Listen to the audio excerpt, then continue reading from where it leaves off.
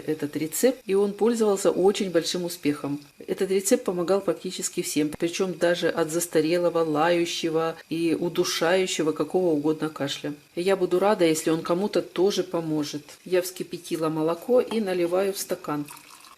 И по написанному следую. Итак, вскипятить 1 стакан молока и сразу же в горячее молоко добавить и размешать в такой последовательности. Это важно, в какой последовательности добавлять продукты.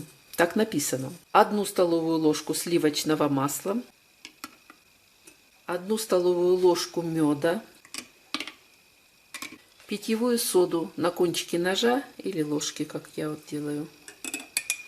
Все это размешиваем. Далее нужно взять сырой желток 1 яйца. Сначала его перемешать и влить сюда. Продолжать перемешивать. И последний ингредиент — это йод 5%. Его нужно взять 2-3 капли.